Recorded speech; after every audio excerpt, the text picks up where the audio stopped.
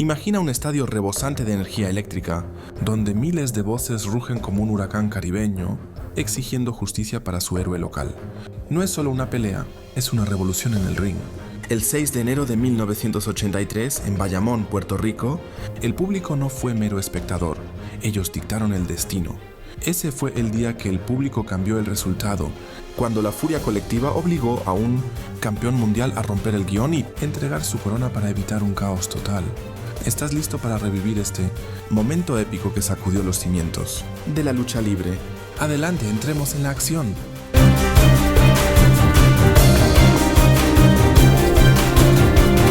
Todo comenzó en las turbulentas aguas de la lucha libre de los años 80, una era dorada donde las promociones regionales competían ferozmente por el dominio. Ric Flair, el Nature Boy, era el rey indiscutible de la National Wrestling Alliance, NWA.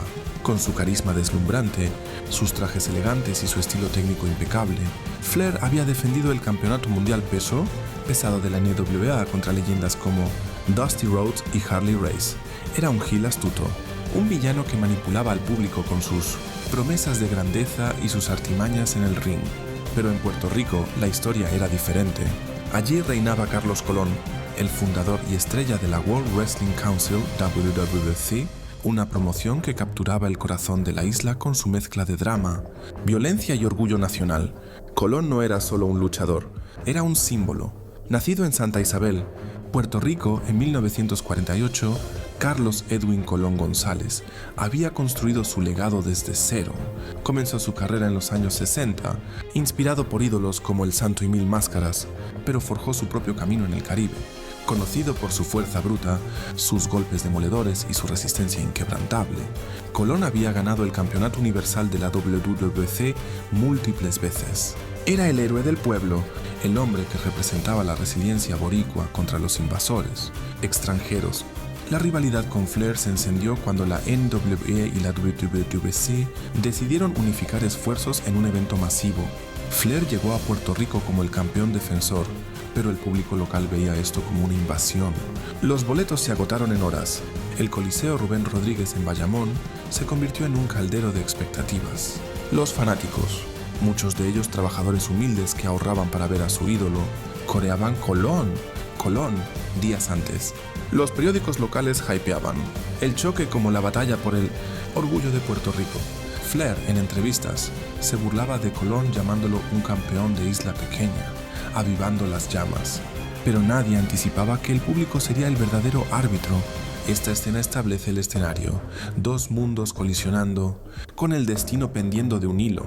El sol se ponía sobre Bayamón el 6 de enero de 1983, Día de Reyes en Puerto Rico, una fecha simbólica que añadía magia al caos. Miles de fanáticos convergían hacia el Coliseo, ondeando banderas puertorriqueñas y vistiendo camisetas de Colón. El aire olía a empanadillas y cerveza, mezclado con el sudor de la anticipación. Adentro, el estadio con capacidad para 10.000 personas estaba a reventar. Estimaciones hablan de más de 12.000 almas apretujadas, creando un muro de ruido ensordecedor. Los vendedores ambulantes gritaban ofertas de souvenir, mientras familias enteras, desde niños hasta abuelos, ocupaban sus asientos. La WWC había promocionado esto como un combate de unificación, el título NWA de Flair contra el Universal de Colón, pero en realidad era una defensa estándar, planeada para terminar en empate, preservando el status quo. Ric Flair llegó en limusina, rodeado de seguridad, luciendo su robe de plumas y diamantes. Su entrada fue recibida con abucheos atronadores. El público lo veía como el yankee arrogante que venía a robar su gloria. Colón, en cambio, entró como un gladiador local, simple, determinado, con el apoyo unánime. Los cánticos de "Colón va a ganar" retumbaban como truenos. Flair, veterano astuto, notó la intensidad immediately. En sus memorias posteriores, To Be the Man, Flair recontó cómo sintió el peligro. El público estaba enloquecido. Sabía que si no les daba lo que querían, podría haber un motín. Los oficiales de la NWA y WWC estaban nerviosos. Puerto Rico tenía historia de disturbios en eventos de lucha, como riñas pasadas en San Juan. Esta escena captura la tensión prelucha. El público no era pasivo. Su energía era una fuerza viva, presionando a los luchadores antes siquiera de sonar la campana. La campana sonó y el ring se convirtió en un campo de batalla. Flair, con su maestría técnica, inició controlando el ritmo. Aplicó llaves de sumisión clásicas, Figure 4 leg locks, que hicieron gritar a Colón, chops al pecho que resonaban en el estadio. ¡Woo!, gritaba Flair, intentando provocar al público, pero solo avivaba su ira. Colón, con su estilo brawler caribeño, contraatacaba con puñetazos potentes, body slams y suplexes que levantaban al público de sus asientos. La lucha duró más de 20 minutos, un maratón de ida y vuelta. Flair sangraba de la frente tras un golpe accidental contra el poste. Colón, con su experiencia en deathmatches, usaba el entorno a su favor, lanzando a Flair contra las cuerdas y las esquinas. El público era parte integral. Cada near fall de Colón provocaba erupciones volcánicas de aplausos, mientras que los intentos de pin de Flair eran ahogados en abucheos.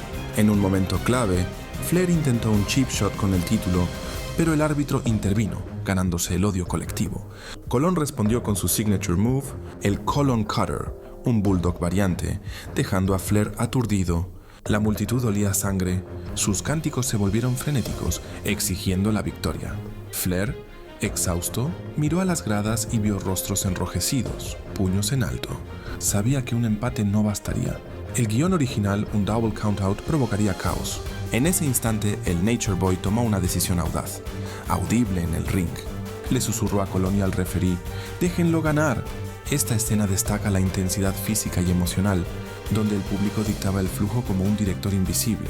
El momento culminante llegó en los minutos finales. Colón, impulsado por la multitud, ejecutó un superplex desde la esquina, seguido de un pin attempt. Flair, en lugar de kick out, se quedó inmóvil. El referí contó 1, 2, 3. El estadio explotó. Colón era el nuevo campeón mundial NWA, unificando títulos en un upset histórico. El público invadió el ring en celebración. Confeti volaba, lágrimas corrían. Flair, fingiendo indignación, abandonó el estadio rápidamente, escoltado para evitar agresiones. Pero la realidad era diferente. El cambio no fue sancionado por la NWA. Al día siguiente, el título fue devuelto a Flair, declarando la victoria no oficial por irregularidades. Colón retuvo su cinturón local, pero el momento quedó grabado como una victoria moral. Este audible evitó un riot potencial. Flair lo confirmó años después. El público cambió todo. Si no lo hacía, no salíamos vivos. Puerto Rico celebró como si hubieran ganado la independencia. La lucha libre caribeña ganó respeto global. Esta escena cierra el círculo.